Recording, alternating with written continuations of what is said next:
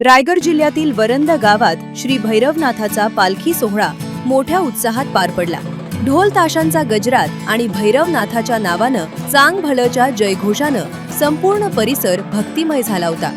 पारंपरिक वेशभूषेतील ग्रामस्थ आणि भाविकांच्या उपस्थितीत निघालेल्या या पालखी मिरवणुकीत आकर्षक सजावट आणि विविध लोककलांचे दर्शन घडले।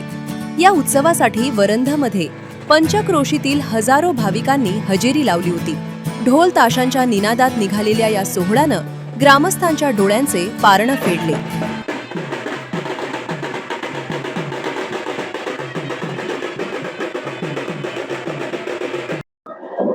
सालाप्रमाणे या वर्षी सुद्धा वरण गावचे यात्रा ही आज या ठिकाणी आपण आयोजित करत आहोत। परंतु या यात्रेसाठी आम्ही वरण मित्रमंडळ पुणे तसेच मुंबई पुणे इथे काम करणारे आमचे साखरपाणे हे सर्व या यात्रेची खूप आतुरतेने वाट बघत असतो आणि या दिवसाची खूप आतुरतेने वाट बघत असतो। ज्याप्रमाणे आपण होळी गणपती हे उत्सव साजरे करत असताना आपल्याला गावाची जी ओढ असते त्या ओढेप्रमाणे आम्हाला यात्रेनिमित्त सुद्धा गावामध्ये आतुरता आणि ओढ आम्हाला त्यांना एकत्र करत असते।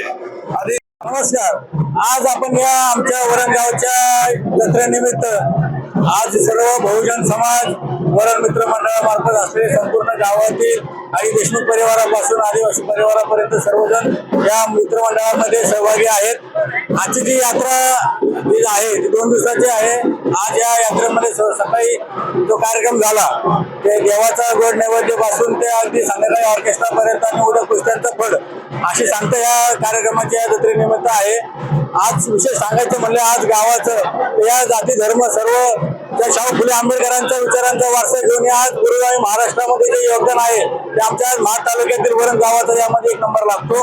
हे कामकाज करत असताना आम्हाला खूप आनंद वाटतो। आम्ही काम करत असताना आम्हाला आमची जी ऊर्जा शक्ती आहे ती आमच्या गावापासून आमच्या वरण मित्र मंडळाचे एक वापरीत वाक्य आहे की गाव आमचं आम्ही गावाचे। या भागातून आम्ही हे सर्व कामकाज करत असतो। वरणमध्ये आमचे साधारण पुण्यामध्ये आमचे 250 ते 500 घरं आहेत। या सर्व समाज सर्वांना घेऊन आम्ही यात्रा द्वाराने आम्ही मोठी करण्याचं सर्व मोठे करण्याचं आमचं योगदान असतं। यामध्ये आज ऑर्केस्ट्राचा कार्यक्रम जो आहे तो आमच्या पुणे वरंद मित्र मंडळामार्फत आम्ही या गावासाठी समर्पित केला आहे। चालत आलेल्या या जत्रेच्या जल्लोषामुळे या गावामध्ये आनंदाचा उत्सव साजरा केला जातो। त्याच्यामुळे या गावातील प्रत्येक जण एकत्र मिळून हा सण साजरा केला जातो। आम्ही सर्वजणी मी माहेरवाशीन आणि सासरवाशीन हे दोन्ही या गावामधलीच आहे। मी या गावामधला प्रत्येक सण आनंदाने या सुवर्ण क्षणांचा तर मी खूप वर्षापासून वाट बघत असते। कधी एक माहेरची जत्रा येते आहे आणि मी कधी माहेरला जाते। मी वैजंता देशमुख सालाबाद प्रमाणे या वर्षी पण मी आले। मी कधी माहेरची यात्रा ही चुकवत नाही। त्या निमित्ताने मला सगळे नातेवाईक फ्रेंड सर्कल सगळे भेटतात आणि मी खरंच सगळ्या वरण ग्रामस्थांचे खूप आभारी आहे।